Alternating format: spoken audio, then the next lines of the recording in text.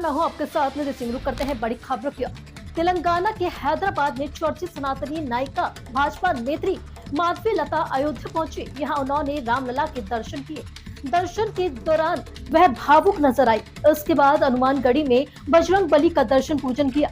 Media से बात करते हुए उन्होंने कहा कि जिस प्रकार बाल रामचंद्र जी ने किसी आयु में कई सारे राक्षसों का वध किया, वही सनातन धर्म और भारत को संरक्षण किया। प्रभु राम से मैंने भी मांगा है कि हमें शक्ति प्रदान कीजिए, जिससे कि हम भी सनातन के लिए कुछ कर सके। हमारा सौभाग्य है कि हम रामलला के दर्शन कर रहे हैं, उनकी शांति और प्यार भरी शक्ति का दर्शन कर सके।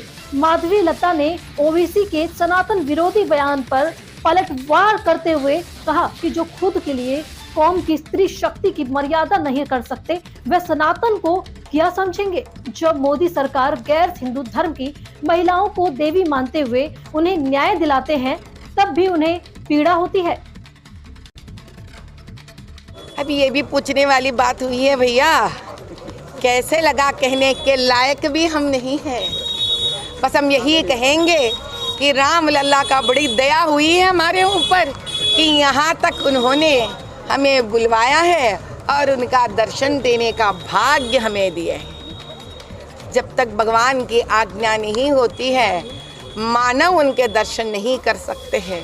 तो हमें लगा शायद हमारा सौभाग्य आज भरपूर्ण हो गया है कि रामलला का उनके वो शांति भरी प्यार भरी जो उनके आँखों से निकलता हुआ जो रोशनी है वो हमारे ऊपर पड़ा, ताकि हम और बलवान बन सके और शक्तिवान बन सके, ताकि जो भी हिंदू धर्म और सनातन धर्म के बीच आने की हिम्मत भी करने का सोच विचार रखते हैं, उनको सर्वनाश कर दे, ताकि अखंड हिंदू साम्राज्य का स्थापना हो जाए और राम राज्य का स्थापना हो जाए। क्या चाहिए आपको मेरे से?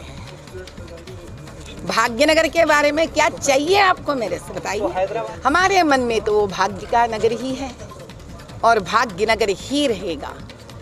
क्या फायदा उस नाम का जहाँ मायूसी, गरीबी, दलदल के अलावा कुछ नहीं है।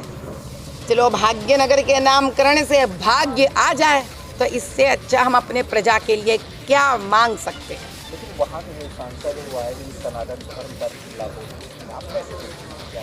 हाँ, राक्षस तो हर युग में रह चुके हैं, तो इस युग के राक्षस ऐसे दिखते हैं, तो वो भी खत्म होने का समय आ चुका है।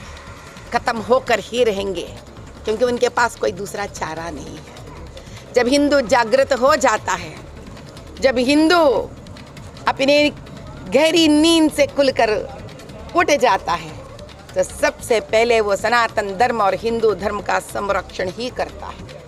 और सनातन धर्म का संरक्षण करने का मतलब है लोक कल्याण, शांति।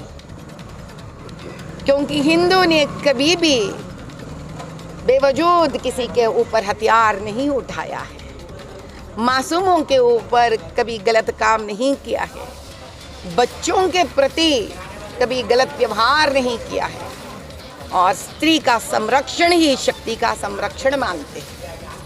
इसीलिए संपूर्ण तरह से हम रामलला के यहाँ से एक ऐसी आशीर्वाद लेकर निकल पड़ेंगे, ताकि सिर्फ भाग्यनगर का ही नहीं, भारत का भी अगर किसी में मजाल हुआ इस देश के प्रति गलत सोचने का, उस सोच को तोड़ेंगे, मरोड़ेंगे और फेंक देंगे।